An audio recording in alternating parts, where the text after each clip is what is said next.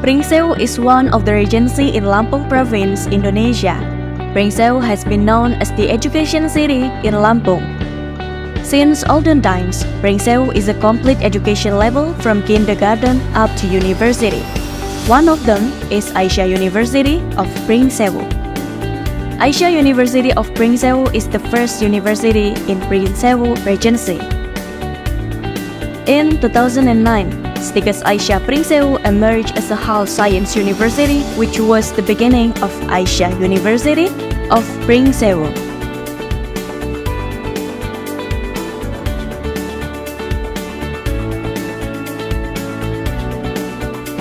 This commitment was built to support a more competent education system in Pringsewu Regency, supported by the strategic location of Aisyah University of Pringsewu with very comfortable buildings. Learning system based on theory and practice is carried out with the best quality by the lecturers.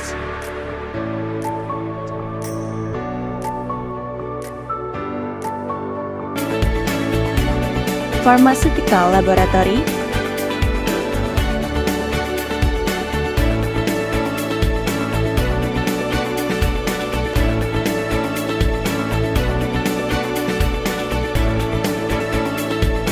Language Laboratory,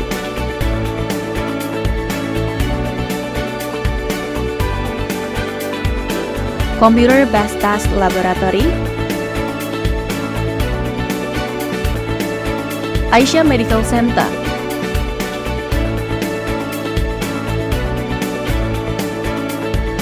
Electrical Laboratory,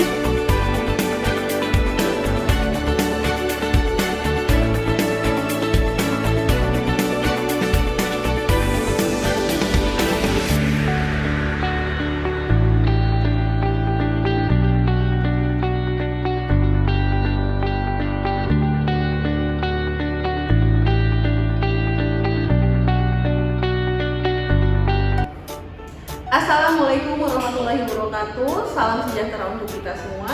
Perkenalkan, nama saya Wina Saputri, Sarjana Sains Magister Biomedik dengan NIDN 0219069401. Saya sebagai dosen program studi S1 Farmasi Fakultas Kesehatan Universitas Aisyah Pringsewu, Lampung. Video ini dibuat dengan tujuan untuk memenuhi salah satu persyaratan sertifikasi dosen, yaitu dokumen pernyataan diri dosen dalam unjuk kinerja Tridharma Perguruan Tinggi pada bidang pengajaran. Saya menjadi dosen pengampu pada mata kuliah farmakognosi, dan pada kesempatan kali ini saya akan menjelaskan mata kuliah tersebut. Mata kuliah farmakognosi memiliki kode FRS 305 yang merupakan mata kuliah wajib program studi. Mata kuliah ini diajarkan pada semester 3 dengan bobot 3 SKS yang terdiri dari 2 SKS teori dan 1 SKS praktikum. Capaian pembelajaran pada mata kuliah farmakognosi memiliki 4 capaian pembelajaran, yaitu yang pertama, menunjukkan sikap bertanggung jawab atas pekerjaan di bidang keahliannya secara mandiri.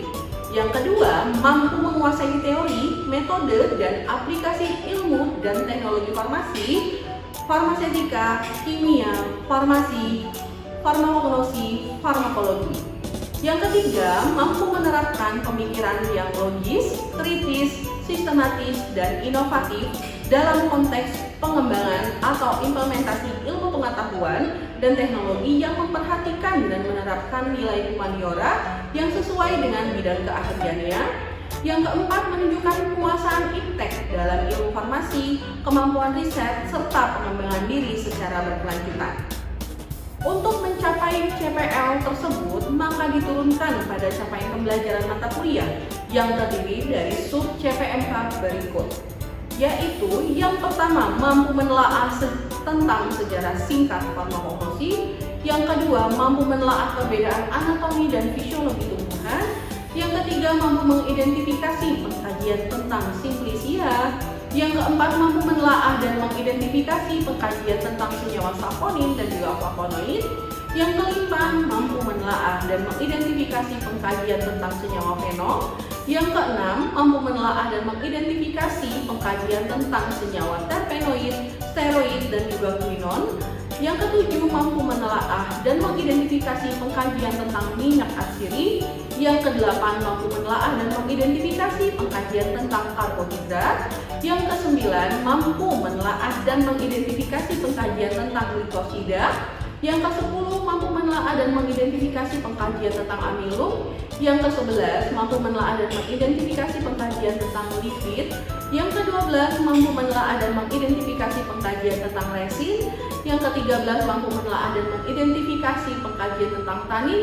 Dan yang ke-14, mampu menelaah dan mengidentifikasi pengkajian tentang alkaloid. Beberapa buku yang digunakan sebagai acuan dari perkuliahan ini yaitu buku Farmakognosi oleh Roberts, buku Isolasi dan Analisis Tumbuhan Obat oleh Wardani, dan buku-buku lainnya. Selain itu, sumber penunjang lainnya dari Departemen Kesehatan RI seperti Materia Medica Indonesia, Farmakope Herbal Indonesia, dan Parameter Standar Umum Ekstrak Tumbuhan.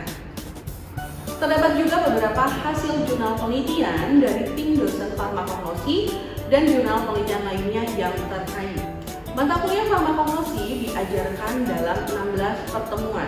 Pertemuan pertama menjelaskan terkait dengan rancangan pembelajaran semester atau RPS, kontrak perkuliahan, dan sejarah singkat farmakognosi. Pertemuan ke-8 itu akan dilaksanakan ujian tengah semester atau UTS, dan pada pertemuan ke-16 itu akan dilaksanakan ujian akhir semester.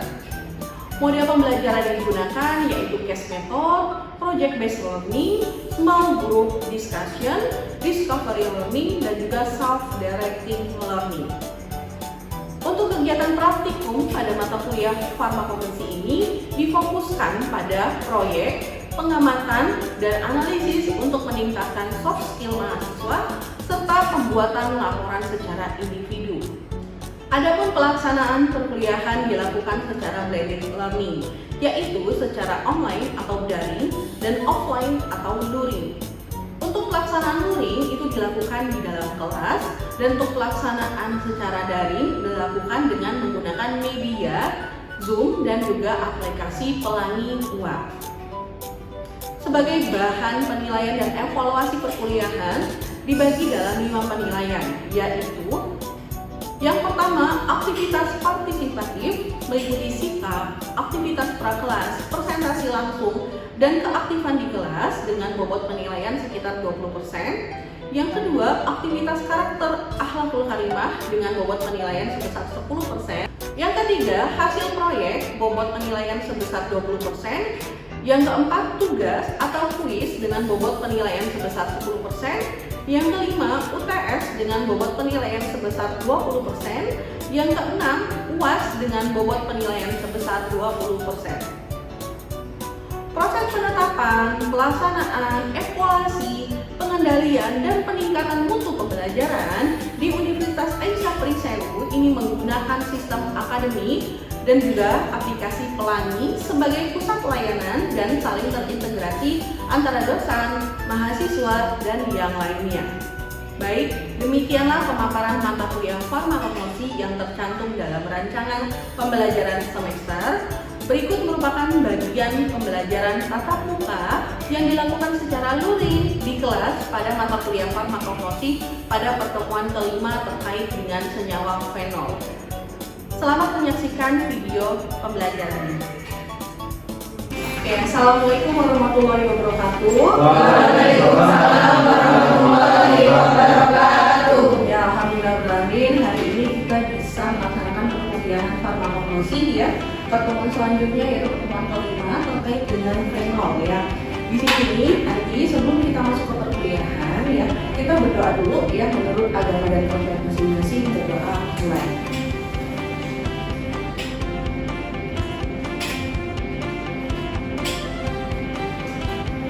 Selesai?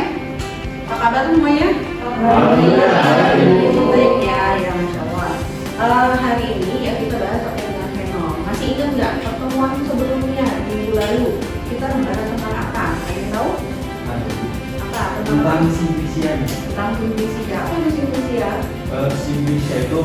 bahan alam yang telah dikeringkan namun belum mengalami pengolahan apapun. Oke, bahan alam yang telah dikeringkan namun belum mengalami pengolahan apapun. Jadi dia sangat sederhana, ya, hanya pengeringan. Dan pengeringannya pun biasanya hanya menggunakan sinar matahari langsung ataupun penggunaan alat oven tidak lebih dengan suhu 60 derajat Celcius. Ya. Tujuannya untuk apa? Untuk menarik senyawa metabolit sekunder nantinya dari silisia tersebut. Dengan cara pengawetan tersebut, ya, nanti metabolit sekundernya bisa ditarik, gitu ya. Apa sih metabolit sekunder atau jenisnya apa sih yang kalian ketahui? Ada yang tahu nggak? Contohnya metabolit sekunder. Contoh dari senyawa metabolit sekunder itu ada minyak asidi. Minyak asidi salah satunya, termasuk juga fenol, ya, salah satunya dari senyawa metabolit sekunder. Nah, gimana sih caranya kita menarik senyawa metabolit sekunder? Ada teknik apa metodenya?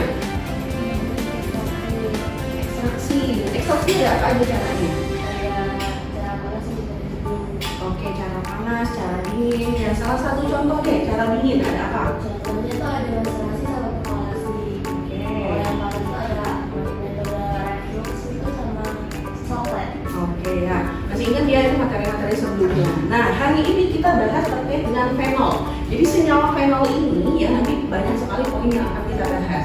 Nah, topik yang pertama ya terkait capaian pembelajaran. Ya, dari mata kuliah ini teman-teman di sini harus bisa menelaah dan mengidentifikasi pengkajian terkait dengan senyawa fenol.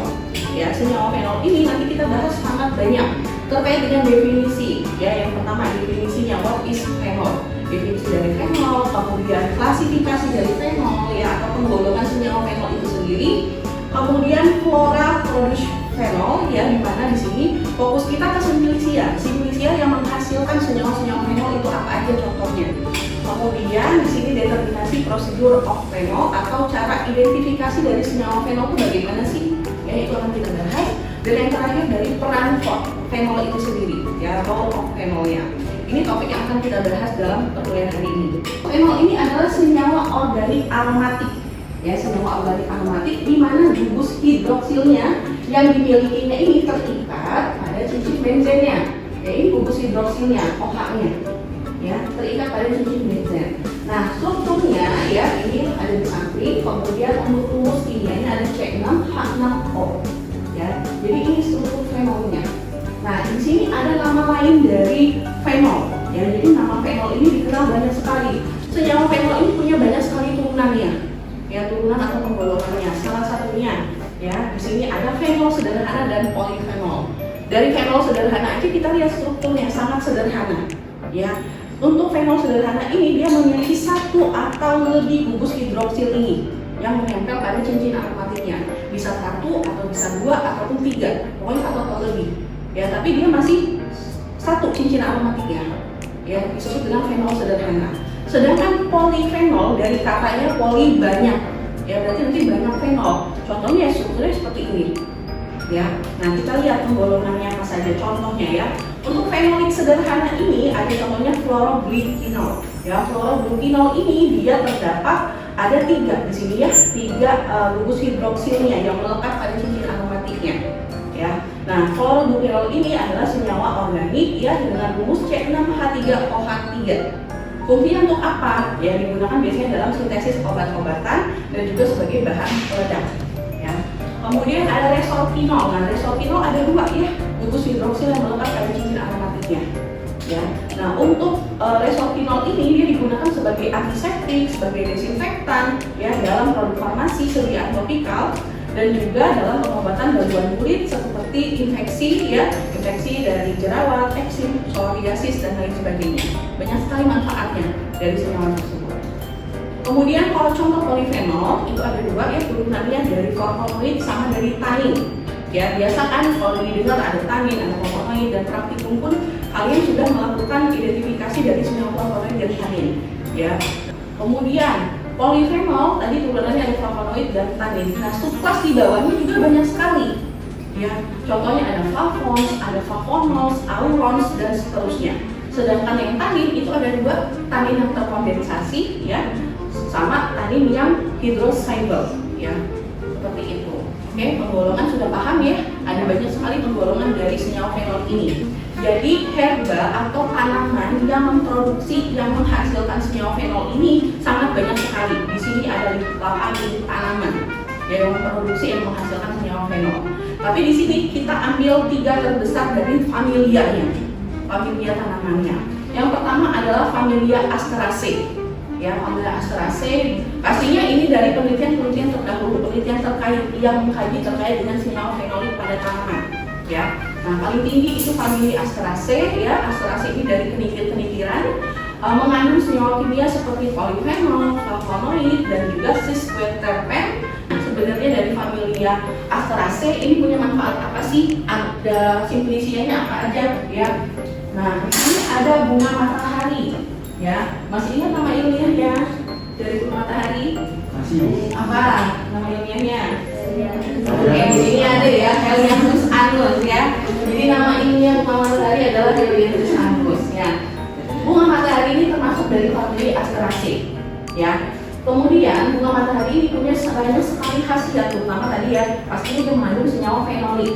Ya, khasiatnya untuk apa? Ya, untuk memerangi yang namanya osteoporosis, geram otot, dan dapat digunakan untuk perawatan kulit, skincare. Zaman sekarang banyak banget ya skincare, ya.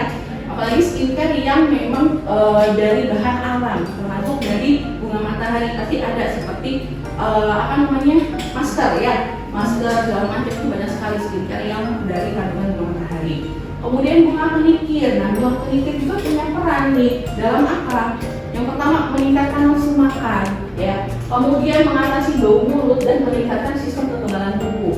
Banyak sekali ya suplemen kesehatan, vitamin segala macam untuk meningkatkan nafsu makan, untuk meningkatkan daya tubuh. Itu bahan dasarnya dari bahan alamnya penikir.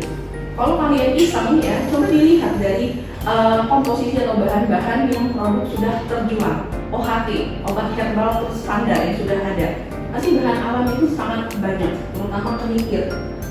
Kemudian daun beluntas, ya, beluntas ini juga bisa mengatasi bau mulut, bau badan, nyeri sendi, punggung, keputihan, dan lain sebagainya. Banyak sekali ya ternyata manfaat tanaman, bahan alam untuk kesehatan kita. Nah, berikutnya terkait screening prosedur. Nah, ini nih, gimana sih caranya kita men-screening? Apakah tanaman tersebut punya senyawa fenol di dalamnya? Ya, butuh proses yang namanya screening, ya. Nah, screening caranya, prosedur yang umum pastinya kalian kan sudah pernah ya membuat yang namanya simplicia. Nah, persiapannya bagaimana? Yang pertama, persiapan sampelnya. Ya, sampelnya itu diambil tumbuhan dari pohonnya, ya, bagian tumbuhan yang mau kita ambil. Misalnya bagian daunnya, akarnya, buahnya, kulit batang, kulit biji, dan lain sebagainya. Ya, diambil langsung dari tanamannya, ya, dengan proses pemanenan yang sesuai, apakah daun yang tua, ataukah daun yang muda, ya, kemudian berapa kilo yang akan diambil, ya, intinya proses persiapan sampel. Kemudian dilakukan yang namanya sortasi basah atau pencucian sampel. Supaya apa? Supaya tidak adanya pengotor, ya. Sortasi basah dicuci dengan air mengalir, ya. Misalnya kalian mengambil bagian rimpang, pastinya banyak pengotor, ya. Ada tanah, ya, mungkin ada cacing, kita nggak tahu gitu ya. Nah itu dicuci dengan air mengalir untuk menghilangkan pengotornya. Tidak menutup kemungkinan di daun pun pasti ada, ya. Pokoknya harus disortasi basah atau pencucian sampel. Ini proses umumnya, prosedur umumnya untuk mempersiapkan suatu simplicianya, ya. Kemudian kita melakukan screening nih senyawa fenolnya, ya, senyawa fenol ataupun polifenol berdasarkan apa? Penambahan reagen. Reagen yang digunakan adalah FeCl3 pada larutan sampelnya, ya. Kemudian dilakukan pengamatan perubahan warna yang terjadi. Nah, dari simplicia yang sudah kita buat itu kan nggak langsung ujuk-ujuk kasih FeCl3, ya.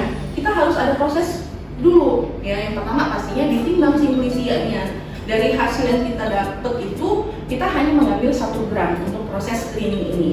Misalnya 1 gram, ya, 1 gram simplicia ditimbang menggunakan batch analitik. Kemudian nanti dilakukan pemanasan simplicia, ya, ditambahkan 100 ml aquades, dipanaskan di spiritus, ya, lampu spiritus ataupun bunsen, ya, sampai dengan mendidih selama 5 menit. Kemudian kita saring menggunakan kertas saring, diperolehlah filtratnya, ya. Nah, filtrat ini yang nanti kita tambahkan reagen tadi, ya.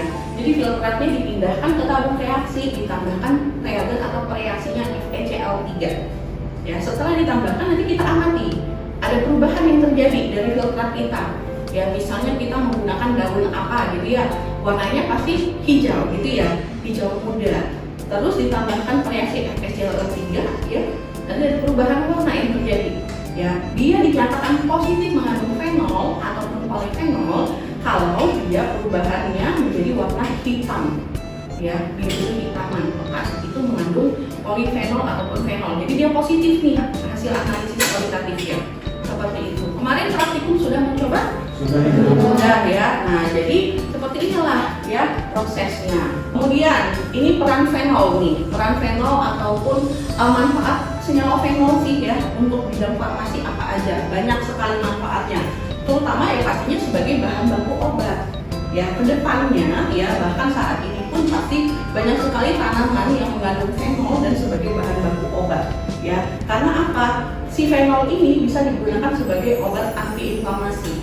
Ya, saya ada riset dengan rekan dosen saya dengan Budia itu terkait dengan senyawa fenol pada antiseptik. Ya, kita tahu antiseptik itu kan biasanya digunakan untuk membersihkan luka, ya. Nah, dengan adanya kandungan fenol dalam antiseptik ini juga bersifat antiinflamasi pastinya. Ya, kemudian bahan baku kosmetik, ya. Ya, kosmetik banyak ya, kosmetik zaman sekarang apalagi sangat mengangkat terkait dengan penggunaan bahan alam. Ya, nah bahan alam itu punya senyawa-senyawa yang banyak, termasuk fenol ini, yang makanya digunakan sebagai bahan baku kosmetik. Kita tahu senyawa fenol ini ya bisa menembus dinding sel bakteri. Bakteri ini kan dinding selnya itu sangat sangat krusial. Dia punya peptidoglikan, ya, punya membran sel. Nah, itu bisa ditembus dengan senyawa fenol ini, sehingga nanti bakterinya bisa lisis, bisa pecah, bisa dimusnahkan, ya. Kemudian sebagai browning reaction, tahu buah apel? Kalau kita kupas kelamaan langsung coklat? Iya. Nah, itu karena adanya senyawa fenol ini di dalam buah tersebut. Ya, jadi dia bisa mempercepat proses browningnya. Kemudian pada tumbuhan pastinya membantu pertumbuhan jaringan tumbuhan yang baru, ya.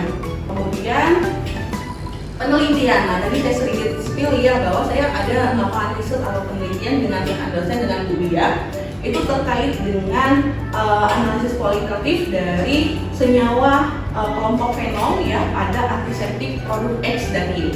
Alhamdulillah penelitian ini sudah publikasi ya di jurnal Sinta 2, di jurnal Aisyah, jurnal ilmu kesehatan. Oke, terakhir ya sebelum saya menutup perkuliahan, di sini saya berikan tugas mandiri ke teman-teman semua ya. Jadi nanti silahkan teman-teman ya untuk mencari artikel. Nah, artikel ilmiah. Saya sarankan artikel yang dicari adalah artikel yang publikasinya secara internasional.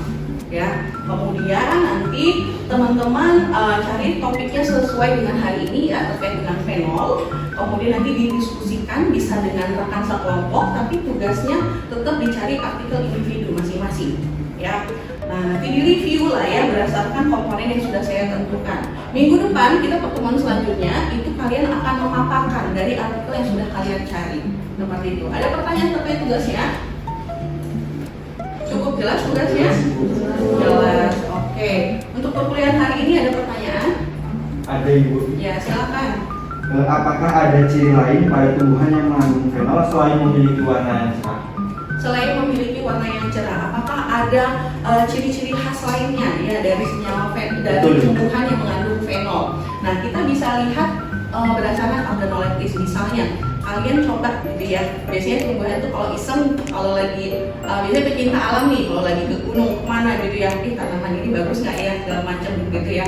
Nah, coba deh organoleptis, coba digigit, coba dirasain. Ya, ada nggak tadi dari sifat-sifat fenol yang di Ada, Ibu, memiliki rasa asam. Nah, agak pahit tadi ya. Nah, itu coba dites seperti itu. Ya, tapi jangan pula buat beracun kalian coba gitu ya. Jadi harus paham dulu terkait dengan morfologi dan anatomi dari suatu tanaman. Kan sudah dibahas ya di pertemuan morfologi dan anatomi tumbuhan. Ada lagi pertanyaan? Cukup ya. Oke, saya cukupkan ya terkait dengan perkuliahan hari ini. Terima kasih teman-teman atas kehadirannya ya. Saya mohon maaf apabila ada kesalahan, ada kekurangan dalam penyampaian materi. Kepada Allah saya mohon pun saya akhiri. Wabillahi taufiq wal hidayah. Wassalamualaikum warahmatullahi wabarakatuh. Waalaikumsalam warahmatullahi wabarakatuh.